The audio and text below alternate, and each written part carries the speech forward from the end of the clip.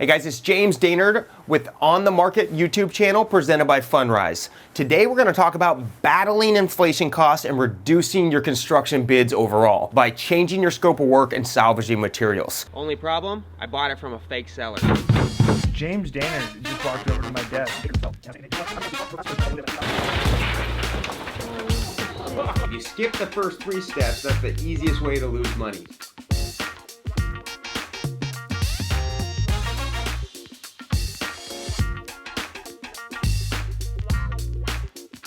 We're at one of our houses that we just purchased in that Capitol Hill neighborhood of Seattle, Washington. It's a beautiful craftsman home, and we're going to do more of a restore rather than a total renovation, which is allowing us to save about $30,000 to $50,000 off our renovation cost and get it done in about 6 months quicker time frame. So we're going to go through that property. I'm going to take you through and let you know where our mind's at and how we're saving these costs. So actually, the first thing that we have is our front door.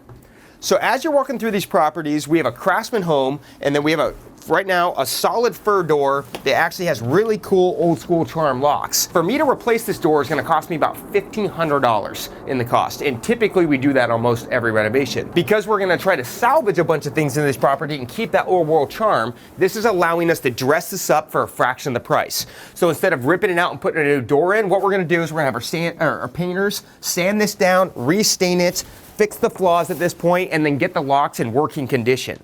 Other things you can do to dress up your door is to put a kick plate on it if it matches your architectural style. That costs you like $50. So you can repaint it, keep the locks, and throw the kick plate and give it a fresh new feel without spending the $1,500 on your door. So just little things like this, guys, will compound throughout your budget. You know, you save $500 here, save $1,000 here. That will equate to some big dollars. So as you can see, we've already demoed or started demoing this property. We're doing it in a very systematic way.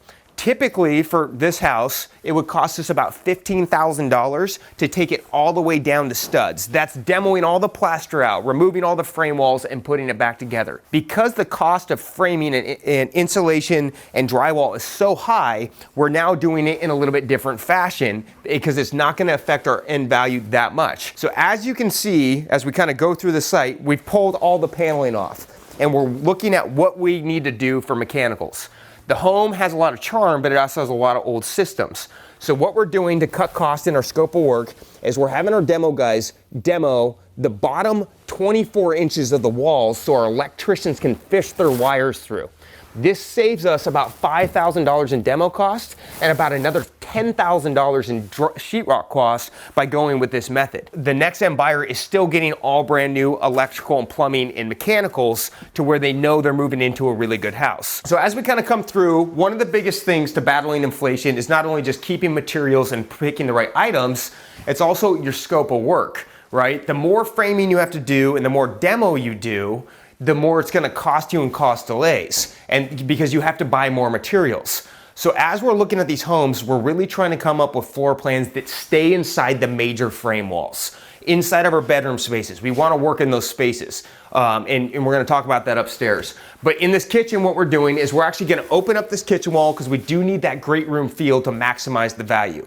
Other than that, there's only one beam that needs to go in, and then from there we're done. So the framing is very, very simple. Now this layout, we have good spaces. We have an office over here, and then we have a bathroom over in this section that comes in here. So what we want to do is design a very cost-effective floor plan. So back here we got an office, and we're going to create our hallway through here to where we only have to demo this wall, and we're demoing a wall over here. That requires no framing. That means I don't need to buy any lumber, I don't need to buy any wood, and I don't need to pay for the labor to put it in, which saves me about $2,000 by laying it out this way. We're going to go upstairs and look at items that we're going to try to keep to save towards our bottom line on the cosmetic finishes. So on the main floor, we had to perfect that kitchen layout, and we are still doing quite a bit of demo down there.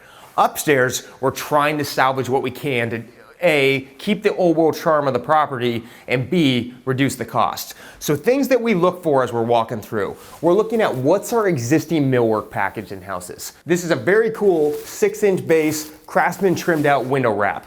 Typically, to install this brand new is going to cost me roughly about $400 per window. It's got additional headers, it's got the thicker trim, it's got the ledge. This is actually a fairly expensive millwork package to install per window. It's very detailed. So as you're walking through these properties, we're looking at, can we sand these down? Can we repaint them and also still have a quality product? Luckily, all the millwork's in really good shape. It just needs to be stripped, sanded, and painted. Now, this does increase our paint cost. Usually it costs us about $3 a square foot to paint the inside of a house.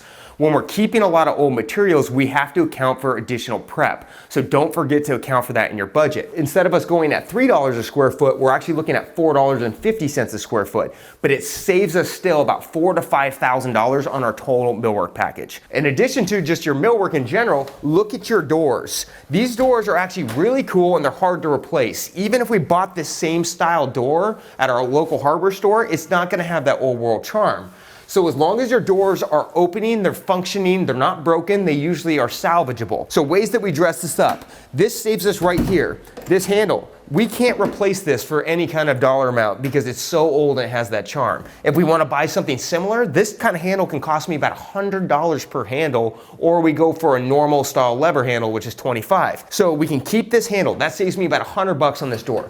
We're saving this door slab because it ties in with the architectural style of the house. People love it and it's in good working shape. This door alone would cost me $175 just to purchase it. In addition to, we're saving on the trim of the door, which is going to cost me another $200 to $300. So the overall cost savings by this handle, door, and trim is saving me about $600 just for this install. And the only thing we got to do is then have our painters again prep it, sand it, stain it, pay them the extra 50% premium. And then also we always advise that you swap out your hardware so even though they're old doors, they're still very functioning. So all these little things can add up to big dollars at the end of the day. So let's keep looking to see what else that we can salvage. So we already know that we're systematically keeping the floor plan. We're trenching in things rather than replacing it all. We're gonna salvage our millwork and doors because it's in good shape. They just need to be refinished. Then there's other areas that you can kind of look for to saving. So as you're doing all your walkthroughs on any potential investment or the deal right before demo, slow down and take a look at what you can keep and not keep. So right here we have a cast iron tub. Now typically in our renovations we're going for a new era, a new tub, new design. We want it to be fresh and modern. This is an old craftsman home, so this design actually works with what we're marketing. So we're able to keep this tub. That saves me $450 off my budget by not having to replace this. It does have some nicks, but I can resurface it for about $150. That's a $300 savings on this one specific item. Because what we're gonna do, we're gonna end up ripping out all this and doing subway tile because it's gonna match the architectural style and what we're trying to accomplish. But on a rental property or a lower, more affordable flip, these are things that we can try to salvage in these inflationary times. Typically, this surround is gonna cost you about $500 to $700 depending on what kind of surround it is. Now, this is not the design that I really care for, but this is also in decent shape and it's cleanable. So if you're doing your rental property, clean it, don't replace it. Also, in the same time, we have maybe fixtures that I wouldn't typically pick. They're more of like a craftsman colonial look with a brushed nickel, but if it's a rental property, you can get away with keeping those items. Depending on what kind of flip you're selling, you want to look in your comparables and see if these are salvageable. But for every valve that you can save, this is going to save you about $250 per valve throughout your property. Other things that you want to check for, your mirrors. Are they in good shape? Can you keep them? That's a $50 to $100 savings per mirror. Also, don't forget to not flush away your profits. Things like toilets are actually great ways to save. It might seem a little gross because some of the toilets that we see are pretty nasty, but a lot of times they're actually salvageable.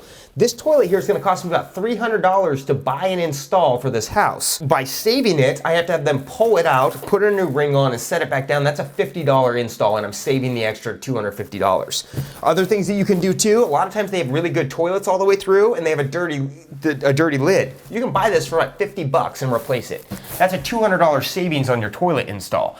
All these little things, they might seem cheap, they might seem frugal, but they're necessary in times where materials are at all-time highs. All right, so you can see that I love saving money and I'm always looking for ways that I can repurpose things rather than replace, if I can. Again, check your comparables, make sure it's doable. But I wanna go back into the bigger picture of this project too. So the way we're able to salvage all these things, again, comes to scope of work.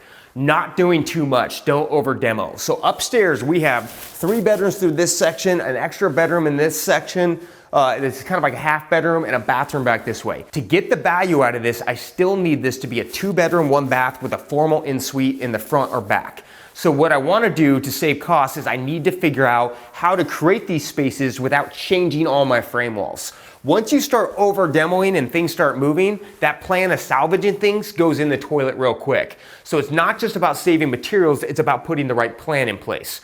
So we pulled our comparables. We saw that a lot of the exit houses were old charming houses anywhere. A lot of the old charming houses have a little bit awkward spaces in general. So what we're doing in this section is we have a 7x7 room and a 10x12 room through here. This is not going to allow us to get inside of a master bathroom typically. We're going to have a door swing in, and it's going to give us a very small space to create this master bathroom. So I have two options. Either I can reframe this whole section, which is going to take my initial game plan, throw it in the garbage, and all of a sudden all my savings is going to be gone. Or we work with an architect or a broker, like our broker at Heaton Dainard, and we design the layout in a very cost-effective way. So instead of perfecting the layout and reframing this whole section and moving in this bedroom, we're gonna adjust the doors off our major frame walls. The biggest key to saving money on your framing is working inside those structural walls. And if you can do that, it will save you thousands of dollars, and it also allows us to keep all of our plaster up here, all of our millwork, and all of our doors. These are massive savings that are gonna come down to the net profit at the very end. Don't just look at what you can keep, make sure it's cohesive, and then it also can work inside that floor plan. If you buy a home where the floor plan is just too weird, then the cosmetic way is just not gonna work. All right, thanks for tuning in to On the Market YouTube channel, presented by Fundrise. Make sure to like and subscribe. And for more flip tips on how to battle inflation, check us out on Project RE on YouTube or my Instagram, JDainFlips. And good luck out there.